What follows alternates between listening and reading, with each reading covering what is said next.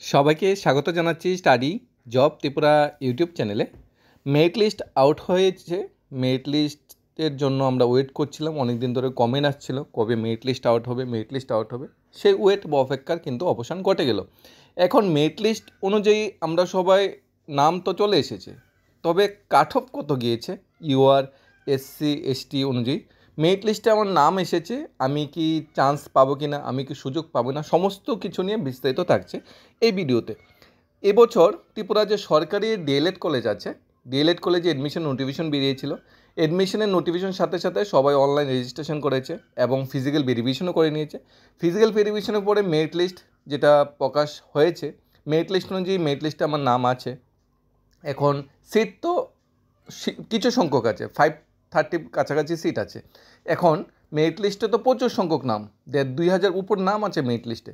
তাহলে এই যে সবার নাম মেরিট লিস্টে এসেছে, সবাই কি সুযোগ পাবে? উত্তরটা কি হবে? অবশ্যই না। এরপর আমরা যখন এডমিশনের জন্য যখন অনলাইন এডমিশন নিয়েছিলাম, তখন আমরা ফর্ম ফিল আপের সময় আমার কলেজ দিয়েছিলাম, first choice, second choice, third choice. এখন আমি কি আমার চয়েস মতো কলেজ পাবো? নাও পেতে পারি। সব কিছুই নির্ভর করছে কাট অফের উপর। গত বছর কত কাট অফ গিয়েছিল, এবার কত কাট অফ যেতে পারে, সমস্ত কিছু নিয়ে বিস্তারিত থাকছে। আশা করি তোমাদের কনফিউশন বা ডাউট যেগুলো আছে দূর হয়ে যাবে। ইউআর কাট অফ কত যেতে পারে, মানে মাধ্যমিক এবং 12-এর যে পার্সেন্টেজ মার্কস নিয়ে যে মার্কসটা দেওয়া হলো, এই মার্কস অনুযায়ী আমি চান্স পাবো কি না সেটাও আমরা দেখে নিতে পারি। মেরিট লিস্টে আমার নাম আছে কি না সেটাও আমরা দেখে নিতে পারি। তবে মেরিট লিস্টে নাম এসেছে মানেই তুমি সুযোগ পাবে, এটা ভুল। আবার কিন্তু অ্যালটমেন্ট হবে, অ্যালটমেন্টে হলো মেইন, অ্যালটমেন্টে তোমাকে সুযোগ হবে তুমি কোন কলেজে সুযোগ পেয়েছো, first choice, second choice, third choice. এরপর অ্যালটমেন্টের পরে মেরিট লিস্ট অনুযায়ী যে নামগুলি বাদ পড়ে যাবে সেগুলো কিন্তু আর সুযোগ পাবে না। আবার নতুন করে সামনের বছর এডমিশন নেওয়ার সুযোগ দেওয়া হবে, এবছর কিন্তু ক্লোজ হয়ে যাবে। আগে আমরা মেরিট লিস্টেই দেখিনি মেরিট লিস্টে কী এসেছে, তারপর কাট অফ বা অন্যান্য বিস্তারিত আলোচনা করব। এখানে www.scertonline.tripura.gov.in যেই ওয়েবসাইটে, অনলাইন ওয়েবসাইটে গিয়ে তোমরা অ্যাপ্লাই করেছিলে, সেই ওয়েবসাইটে গিয়ে মেরিট লিস্ট বলে অপশান আছে উপরে, সেটা ক্লিক করলে মেরিট লিস্টটা পুরোটা চলে আসবে। এখন আমরা মেরিট লিস্টে যাচ্ছি। এই হলো সেই বহু প্রতীক্ষিত মেরিট লিস্ট, সরকারি ডিএলএড কলেজে অ্যাডমিশন 2025-27 সেশন, 2 বছরের কোর্স যেহেতু। সবচেয়ে প্রথম যিনি মেরিট লিস্টে স্থান পেয়েছে ওনার নাম তানিয়া খাতুম। ওনার মেরিট লিস্ট অনুযায়ী কাট অফ গিয়েছে 96.44, অর্থাৎ হাইয়েস্ট যিনি সবচেয়ে বেশি নাম্বার পেয়ে মেরিট লিস্টে 1 নম্বর স্থানে আছে তিনি তানিয়া খাতুম, 96.44। ওনার যে মেরিট লিস্টে পার্সেন্টেজ মার্কসটা কীভাবে এসেছে, 12 থেকে 80% নেওয়া হয়েছে আর মাধ্যমিক থেকে 20% নেওয়া হয়েছে। কেউ যদি কোনো কুইরি থাকে, ডাউট থাকে যে আমার পার্সেন্টেজটা কম এসেছে, তাহলে অবশ্যই কমেন্ট করে জানাতে পারো। তারপর যেমন অন্তরা সাহা 96.4, এই দেখো 96.44 হাইস্ট, 96.4, 95.31, 95.27, 94.95, 76, 59, 19, 16, 80, 55, এভাবে কমানুসারে যারা উপরে যারা স্থান সাজানো হয়েছে, অর্থাৎ যারা সবচেয়ে বেশি নাম্বার পেয়েছে তারা উপরে আর সবচেয়ে কম নাম্বার যারা পেয়েছে তারা নিচে। এখানে দেখো ইউআর এসসি এসটি ক্যাটাগরি আছে। তবে আমাকে তো অনেকে কোশ্চেন থাকতে পারে, একটা আমি কোশ্চেন তোমাদের অনেকেই জাগবে, যেমন তৃষা দাস, উনি তো এসসি, নাম্বার হচ্ছে 95.3 ইউআর, উনি কি এসসি ক্যাটাগরিতে সুযোগ পাবে? উত্তরটা হবে না, উনি কিন্তু ইউআর ক্যাটাগরিতে সুযোগ পাবে। দেখো ইউআরের ক্যাটাগরিটার যে ডিটেলসটা আমরা যদি বলি, যারা ভালো মার্কস পেয়েছে তারা এসসি হোক, এসসি হোক, জেনারেল হোক, তারা সবাই ইউআর ক্যাটাগরিতে চলে যাবে। এই যে নামটা তৃষা দাস, উনি কিন্তু এই ইউআর ক্যাটাগরিতে সুযোগ পেয়ে যাবে। চয়ন দাস, উনি কিন্তু ইউআর ক্যাটাগরিতে সুযোগ পেয়ে যাবে। মামন বিশ্বাস ইউআর ক্যাটাগরিতে সুযোগ পেয়ে যাবে। জয়শ্রী দাস ইউআর ক্যাটাগরিতে, তনুশ্রী দাস, মানে প্রথম যে 200-250 লিস্টে প্রথম যে লিস্টগুলো নাম আছে, প্রথম এর প্রায় 300-র কাছাকাছি যে নাম আছে, প্রথমের 300-র ভিতরে যে নামগুলো আছে সবগুলি ম্যাক্সিমাম এসসি এসটির ইউআর ক্যাটাগরিতে সুযোগ পেয়ে যাবে। তারপর এসসি এসটি আর জেনারেল সব মিলে ইউআর ক্যাটাগরি পোস্টগুলি সবগুলি ভ্যাকেন্ট পূর্ণ করলো। তারপর যে পোস্টগুলি খালি পড়ে থাকবে তা এসসি এবং এসটি ক্যান্ডিডেটের দেওয়া হবে। তাই বোঝাই যাচ্ছে ইউআরের কম্পিটিশন কি, এসসি এসটিরও কিন্তু ইউআরে চলে যাচ্ছে, তাই কম্পিটিশনটা তোমরা বুঝতেই পারছো। এখন আসি, যদি আমরা দেখি মেরিট লিস্টে কতজনের নাম এসেছে, হিউজ নাম বড় মেরিট লিস্টে এসেছে। মানে যারা যারা এডমিশন নিয়েছে, যারা যারা ভেরিফিকেশন করেছে সবার নাম লিস্ট কিন্তু এখানে দিয়ে দিয়েছে। এখানে কিন্তু যদি লিস্টটা দেখো, গত বছর 2400-2500 গিয়েছিল, এবছর তো হিউজ নাম্বার লিস্ট। এবছর 3730 জন অ্যাপ্লাই করেছে, 3730 জন মেরিট লিস্টের নাম এসেছে। তাই স্বাভাবিক 3730 জন তো আর সুযোগ পাবে না। সুযোগ পাবে কতজন? ওই 500 500+ যে পোস্ট খালি পড়ে আছে 530খানার মতো, তারাই এত সংখ্যক কেন্দ্রে সুযোগ পাবে।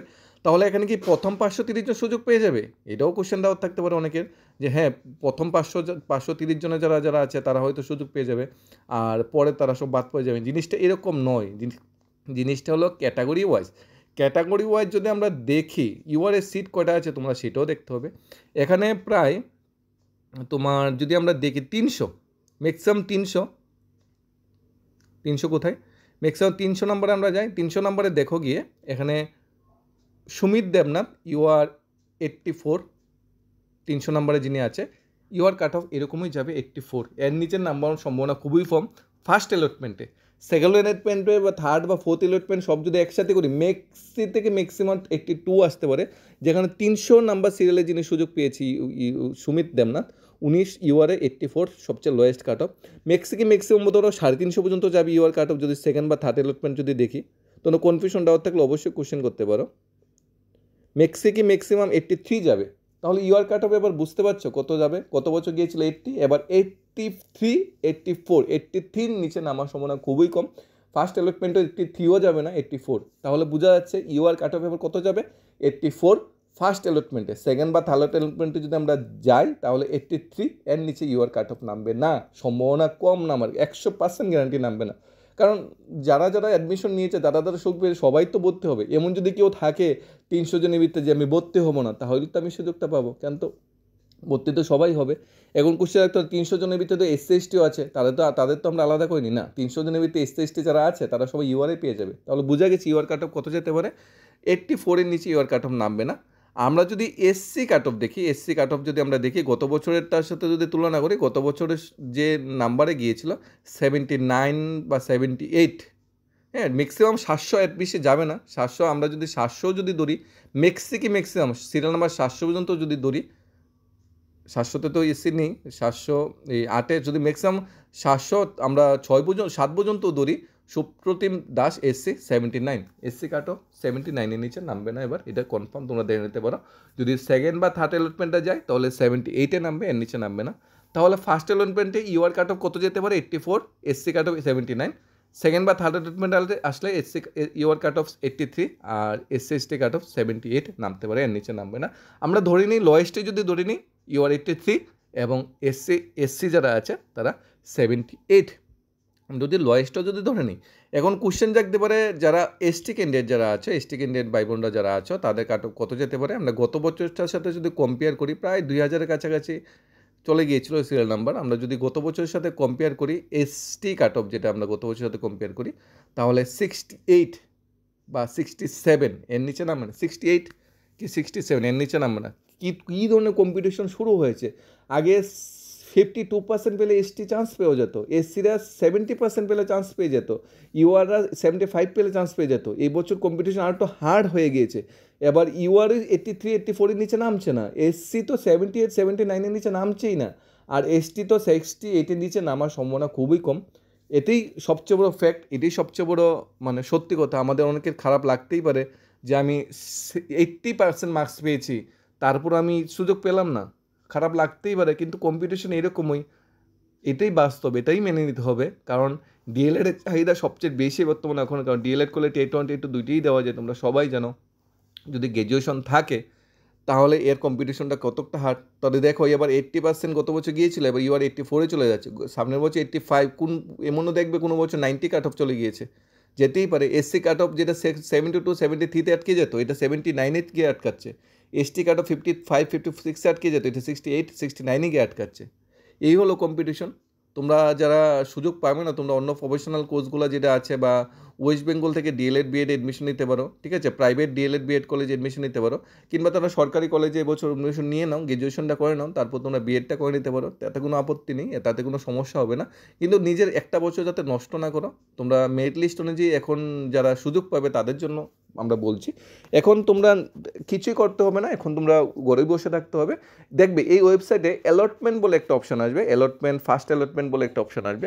সেখানে যারা সুযোগ পেয়েছে তারা নাম থাকবে, নাম্বার থাকবে, এরপর কোন কলেজে সুযোগ পেয়েছে সেটা থাকবে। অর্থাৎ তুমি ডাইরেক্ট আগরতলা পেয়েছো, কাকরাবনে পেয়েছো, কমলপুর পেয়েছো, এটা জুলাই মাসে ফার্স্ট বা সেকেন্ড উইকে তোমরা অ্যালটমেন্টটা পেয়ে যাবে। অ্যালটমেন্টটা পাওয়ার পর তোমাদের কী করতে হবে, অনলাইনে তোমাদের এডমিশন ফি 3,000 টাকা যেটা সেটা জমা দিতে হবে। জমা দিতে গিয়ে তোমরা সেই স্লিপটা বেরোবে, এটা নিয়ে তুমি কলেজে যাবে, ডকুমেন্টগুলো জমা দেবে, কলেজে এডমিশনে হয়ে গেলো তোমার। তারপর তোমার কলেজে ক্লাস শুরু হয়ে যাবে, আগস্টের ফার্স্ট উইক থেকে ক্লাস শুরু হয়ে যাবে আশা করছি।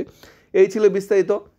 এখন যখন এডমিশন নেবে, প্রিভিয়াস ইয়ারের কোশ্চেন পেপার আছে কি না, প্রিভিয়াস ইয়ারের কোশ্চেন কীরকম হয়, ডিএলএড ফার্স্ট ইয়ারে বা সেকেন্ড ইয়ারের কোশ্চেন ক্লাস কীরকম হয়, ক্লাস কীভাবে অ্যাটেন্ড করতে হয়, কীভাবে স্কুল ভিজিট, কীভাবে স্কুল লার্নিং অ্যাক্টিভিটিগুলো আছে কীভাবে ম্যানেজ করতে হয়, কতটুকু ক্লাস করতে হয়, কত পার্সেন্টেজ কলেজে যেতে হয়, সবগুলোই আমরা থাকবো তোমাদের সাথে। তোমরা প্রথমে এডমিশনটা নাও, এরপরের যে ফ্যাক্ট বা যেগুলো আছে এগুলো আমরা বিস্তারিত যখন এডমিশন নিয়ে নেবে তখন আলোচনা করবে। আর যদি কোনো কুইরি বা ডাউট থাকে অবশ্যই কমেন্ট করে জানাতে পারো। ধন্যবাদ সবাইকে। Studies of Tripura YouTube channel.